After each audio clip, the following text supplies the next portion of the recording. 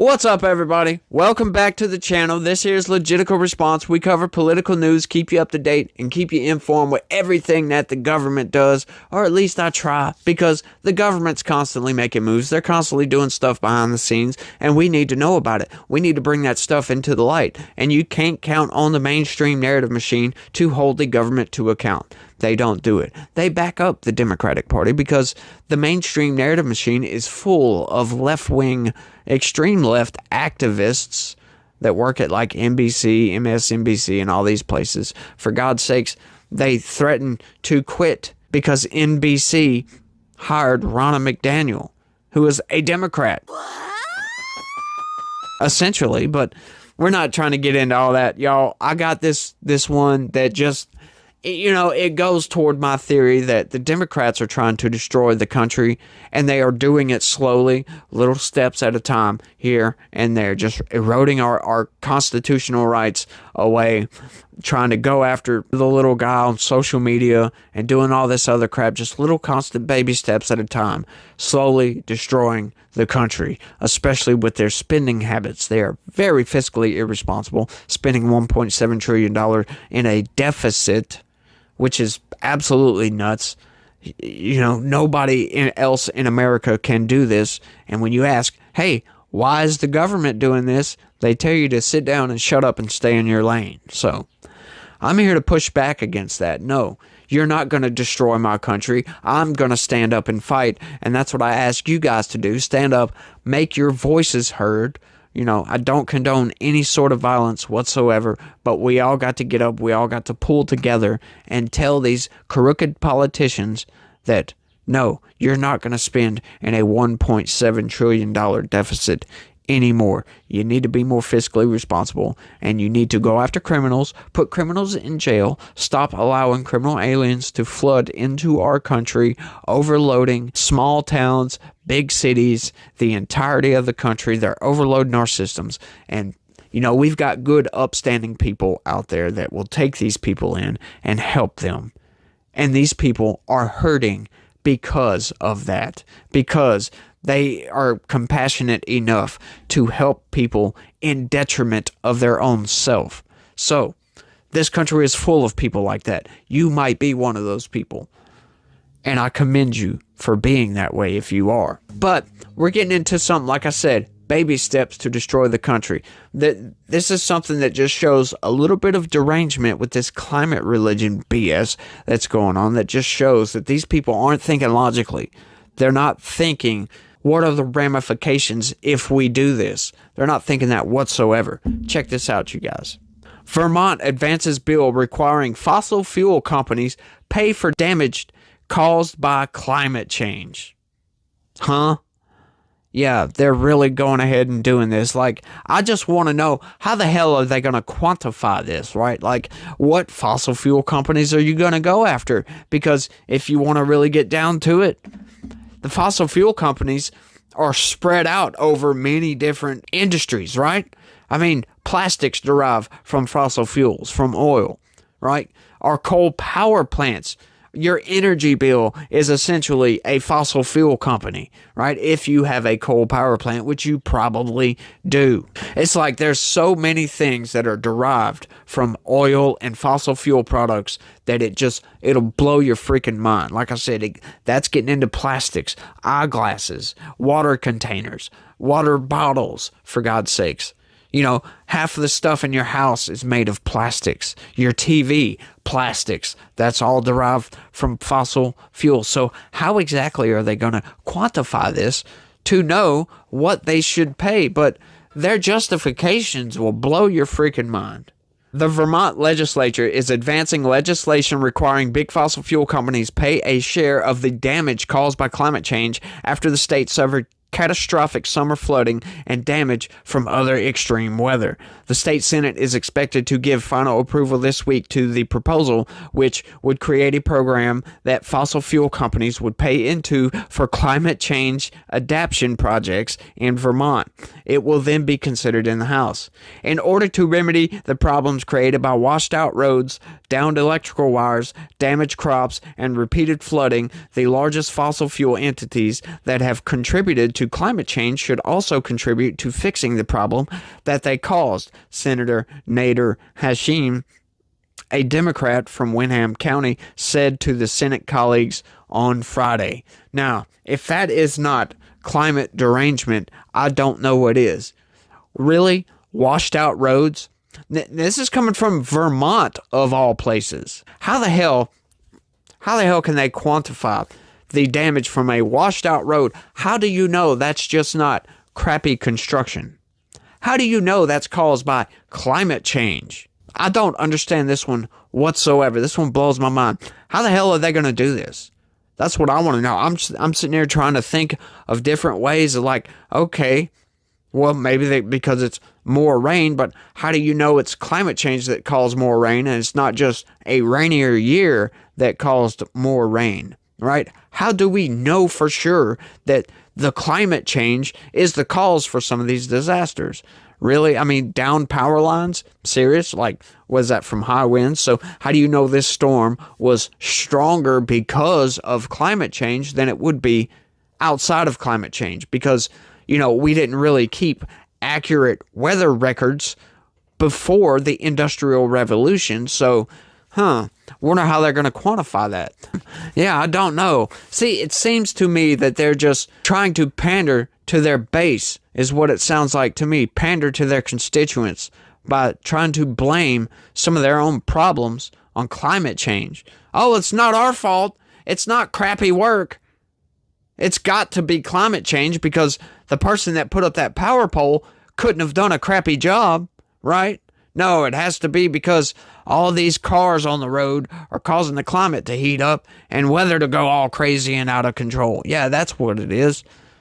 But how do you know that? Where's your scientific data to back that up?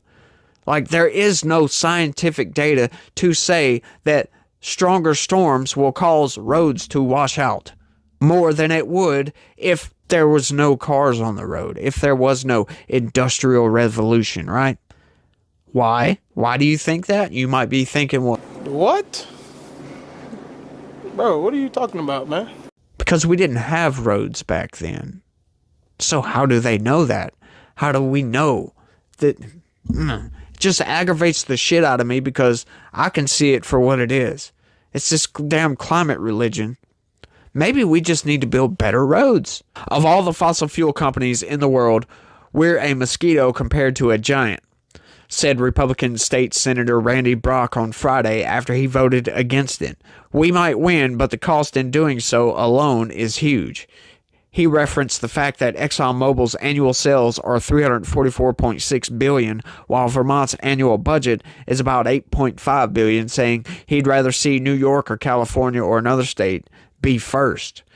Under the legislation, the Vermont State Treasurer, in consultation with the Agency of Natural Resources, would provide a report by January 15, 2026 on the total cost to Vermonters and the state from the emission of greenhouse gases from January 1st, 1995 to December 1st, 2024. Why just 1995? We had cars on the road long before that. We had cars on the road for almost 100 years before that. We had the Industrial Revolution has been going on for 200 years, just about.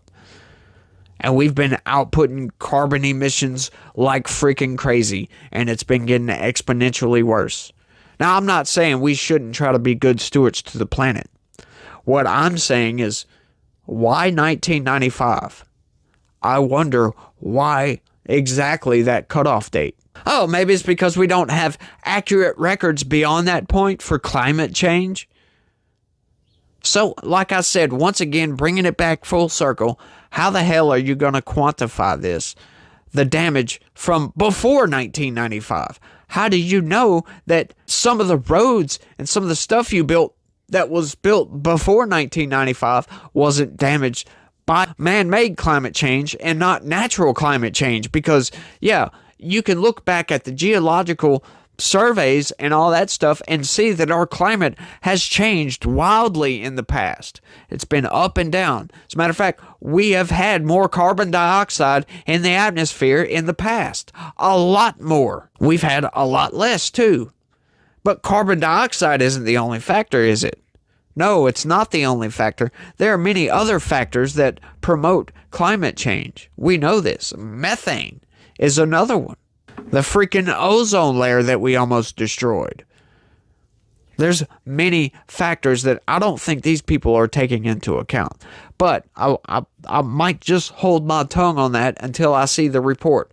I want to see exactly how extensive this report is before I believe it. Because I've looked into this a little bit, and I don't believe we have enough knowledge. I think that some of these climate scientists are just seeing a change and automatically thinking that it's us because, we're producing more of this certain gas that happens to promote this, so they think it's us doing it when we've had higher carbon dioxide levels in the past, and humans didn't have cars back then, and we weren't burning coal back then. That was before humans were even around.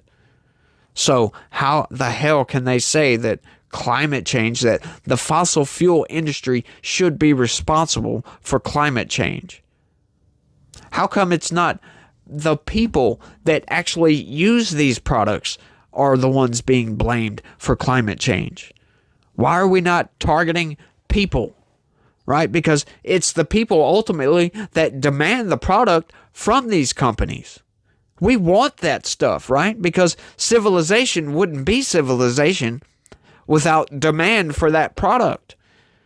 Yeah, they created a product and then we demanded the shit out of it because it made our lives better. But these people can't seem to see that. They can't seem to think that maybe we should build better roads. Instead of blaming it on climate change, maybe we should innovate our way through climate change.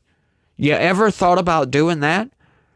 Maybe make stronger power lines. This crap just blows my mind. I know I've probably said that several times throughout this, but, the reason I'm griping about Vermont specifically for doing this is because Vermont's climate is, it gets cold in the winter, but it's temperate. It's not that bad, right? Like any storms or anything that would be caused or made worse by climate change doesn't affect Vermont nearly as much as it would places like, I don't know, say Florida or Louisiana, right? Like, the warmer the ocean temperature is, the stronger the hurricane is, right?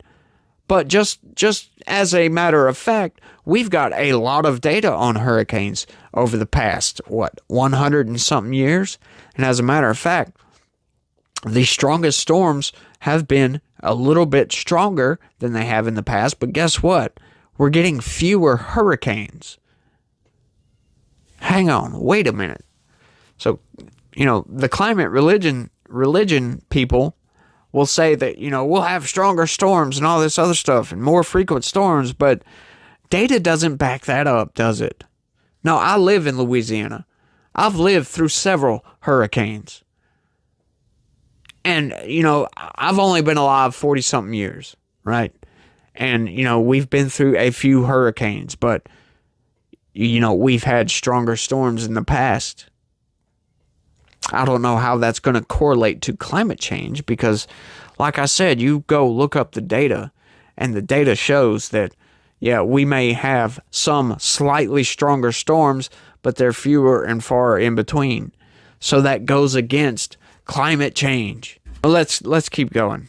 The assessment would look at the effects on public health, natural resources, agriculture, economic development, housing, and other areas.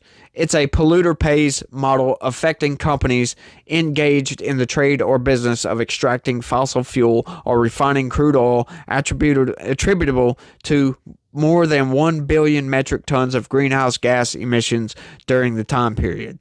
The funds could be used by the state for such things as upgrading stormwater drainage systems, upgrading roads, bridges, and railroads, relocating, elevating, or retrofitting sewage treatment plants, and making energy-efficient weatherization upgrades to public and private buildings. ExxonMobil did not immediately provide a comment. The American Petroleum Institute sent a letter to the state Senate last week opposing the bill, saying it believes it's bad public policy and may be unconstitutional. The top lobbying group for the oil and gas industry said it's extremely concerned the legislation retroactively imposes costs and liability on prior activities that were legal, violates equal protection and due process rights by holding companies responsible for the actions of society at large, and is preempted by federal law, the letter states. Additionally, the bill does not provide potentially impacted parties with notice as to the magnitude of potential fees that can result from its passage. And that makes a great point, right? Like, if some of these companies would have known they were damaging the climate and damaging the roadways and all this stuff, maybe they would have taken further measures to, I don't know, be greener, if you will. But that makes a good point. How are you going to go after them retroactively all the way back to 1995 and just stop at 1995? Like, I'm still wondering, why the 1995? Can they not get data past that? Can they not prove their case past that? Can they prove their case at all? I don't think they can prove their case to me. I don't think you can actually prove that these companies are responsible for a freaking washed out road in Vermont. What?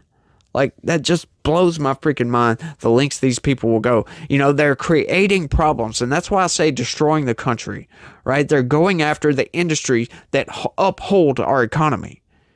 You know, instead of being productive, they're being reductive by going after these companies, damaging the economy, instead of saying, hey, look, let's work together and try to come up with some sort of solution to fix the climate, instead of suing the company into oblivion.